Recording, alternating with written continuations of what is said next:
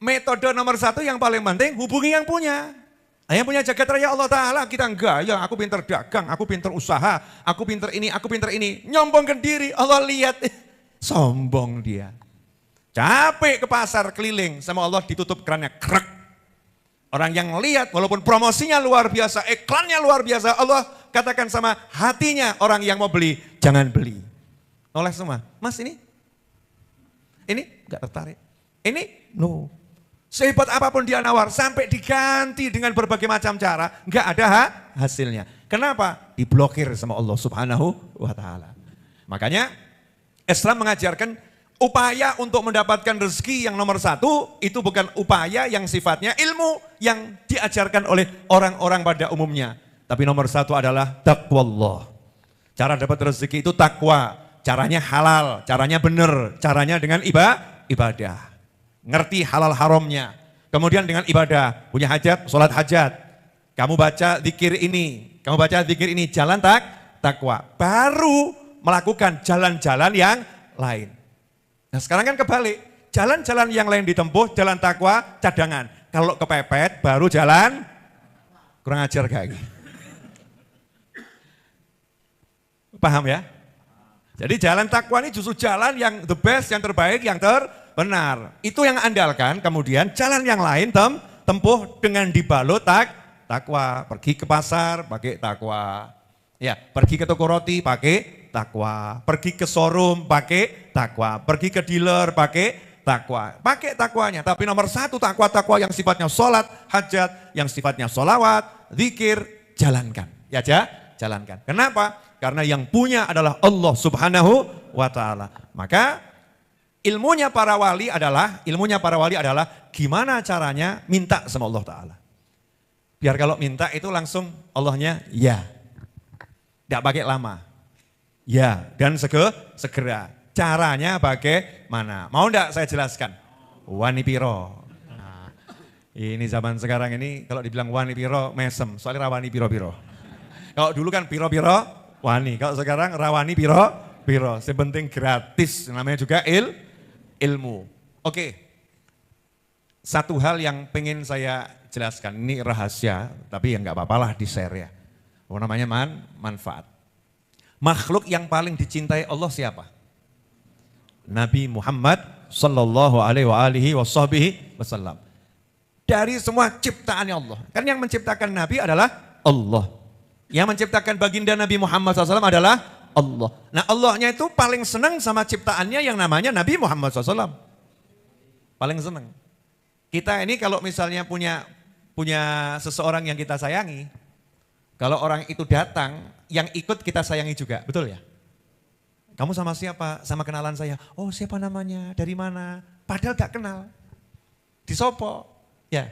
Ada orang yang datang sendiri, sungguh-sungguh. Nunggu 5 jam, gak disapa-sapa. Kenapa? Gak kenal. Nah kalau yang ini baru datang disapa, datangnya sama siapa?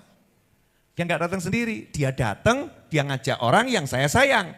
Saya nyapa yang saya sayang, otomatis dia juga saya sapa. Wajar atau gak wajar? Wajar, begitu kan? Jadi caranya bagaimana biar doa kita itu, ya Allah kan maha mendengar, semua didengar. Tapi sama Allah diwujudkannya segera. Ya diwujudkannya segera. Gak pakai lama-lama, caranya bagaimana? Caranya adalah bawa manusia, makhluk, ciptaan yang paling dicintai Allah Subhanahu wa Ta'ala.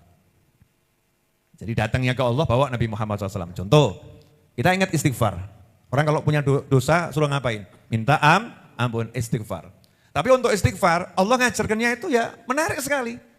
Walau annahum idzalamu anfusahum ja'uka fastaghfirullaha wastaghfara lahumur rasulu lawajadullaha tawwabar rahima. Walau annahum idzalamu anfusahum, seandainya ketika mereka berbuat dosa, mendolimi diri mereka sendiri, seandainya mereka seperti itu, ya, walau annahum idzalamu anfusahum ja'uka, mereka itu mau datang kepadamu wahai Nabi Muhammad SAW. Orang punya dosa itu datangnya kemana? Ke Allah. Minta ampunnya kepada siapa? Kepada Allah. Harusnya kan di rumah istighfar selesai ya. Gak usah kemana-mana. Tapi Allah mengatakan kepada Nabi Muhammad SAW, seandainya mereka itu ketika mereka mendolimi diri mereka sendiri, ja'uka, mereka mau datang kepadamu, fastaghfirullah, di hadapanmu mereka minta ampun pada Allah, Disyaratkan di hadapan Nabi Muhammad SAW. Berarti istighfar di depan Nabi sama jauh dari Nabi itu berbeda. Paham ya? Fastaghfirullah wastaghfaralahumur rasul. Dan Rasul memintakan ampun untuk mereka. Sama Allah dikasih syarat lagi. Sudah di depannya Rasul SAW dan Rasulnya mintakan ampun. Tentu mereka akan dapati Allah itu maha memberi dan menerima taubat dan maha penyayang. Artinya diampuni dan disayangi. Dengan syarat dimintakan ampun oleh Nabi Muhammad Sallallahu Alaihi Wasallam. Artinya kalau yang maju itu Nabi, beres. Kalau yang maju itu Rasulullah SAW, beres. Bagaimana caranya biar Nabinya maju? Ya kita datangi. Ya kita datangi Nabi Muhammad Sallallahu Alaihi Wasallam. Lah bagaimana cara mendatangi Nabi Muhammad SAW? Yang pertama, ya kita datang betul-betul ke Madinah Al-Munawwarah. Datang ziarah pada Nabi Muhammad Sallallahu Alaihi Wasallam. Ucapkan sholawat dan salam syahadat langsung di hadapan Nabi Muhammad Sallallahu Alaihi Wasallam. Tapi tentunya enggak semua orang punya kesempatan yang sering atau enggak semua orang punya kesempatan untuk itu. Makanya Nabi SAW kasih opsi yang berikutnya. Apa opsi yang berikutnya? Sampaikan sholawat dan salam kepadaku dimanapun kalian berada. Karena sesungguhnya sholawat dan salam itu tablughuni sampai kepadaku. Berarti kalau kita mendatangi Nabi SAW dari jauh dan tidak pernah jauh. Ini menarik ya. Dari jauh dan tidak pernah jauh. Kenapa?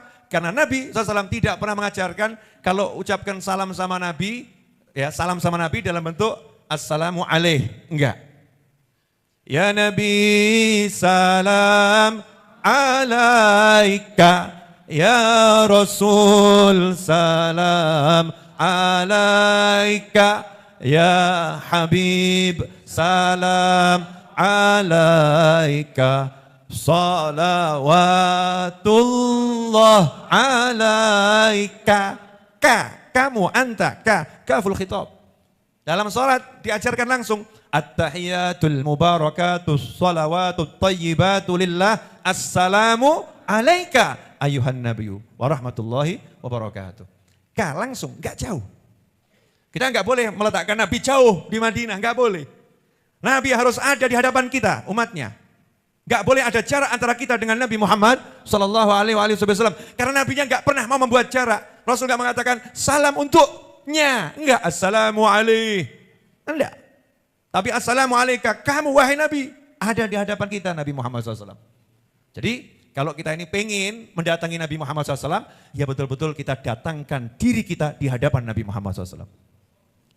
Ya Nabi salam alaika, ya Rasul salam alaika, ya Habib salam alaika, salawatullah alaika. Kan begitu ya. Kita datangkan diri kita di hadapan Nabi Muhammad SAW. Itu caranya begitu. Ya caranya semacam itu. Nah, lantas apa yang kita lakukan? Biar kita ini nyambung dengan Nabi Muhammad SAW. Rasul udah ngajarin. Sholawat dan salam kalian tablughuni sampai kepadaku. Roh kita, diri kita, betul-betul kita hadirkan di hadapan Nabi Muhammad SAW. Seperti yang diajarkan dalam sholat. Kemudian kita ucapkan sholawat dan salam. Sholawat dan salam. Nyambung dengan Nabi Muhammad SAW. Kalau udah nyambung dengan Nabi berarti yang di depan siapa? Nabi Muhammad SAW. Kita di belakangnya. Ikut ya Rasulullah. Ikut. Ya ikut ya Rasulullah. Kemanapun nih, ikut. Nah kalau udah bisa begitu, itu nanti mintaannya apapun, beres. Insya Allah mudah, cepat, mantap. Asal dengan kesungguhan dan keyakinan. Makanya ulama-ulama terdahulu dan diteruskan dengan ulama-ulama hingga hari ini mengajarkan kepada umat, kalau kalian punya hajat apapun, kedepankan sholawat. Baca sholawat yang banyak terus, baru minta. Nah kita kan rodok-rodok. Sholawatnya belum jalan, mintanya udah kebanyakan. Allahumma, Allahumma, Allahumma, Allahumma, Allahumma, Allahumma, Allahumma. Yang dipanggil siapa nih? Allah. Kata Allah, loh. Datang sendiri dia, ngantri dulu. Datang sendiri, mau bawa apa?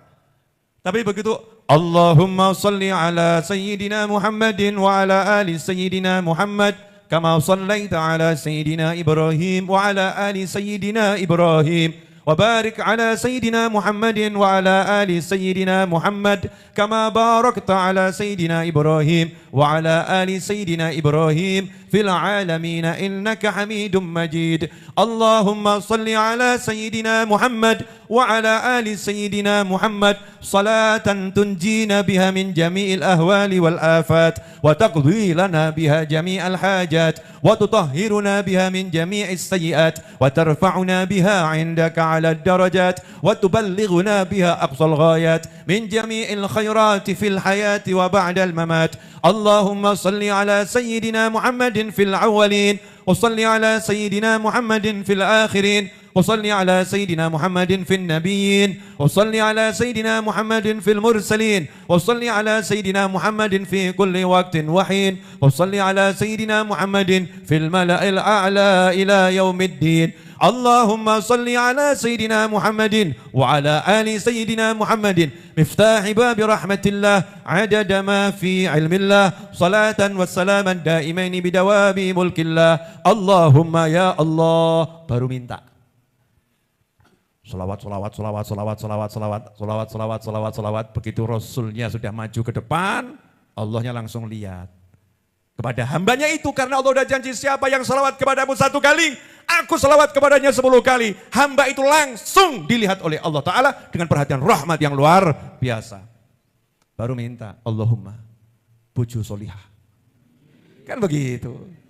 Didengarkan langsung. Allah cuma bilang, kabulkan hambaku. Malaikat langsung bertugas. Ya. Solo. Buah stok banyak. Karena stok banyak, ini mintanya kan tadi cuma istri solihah ya.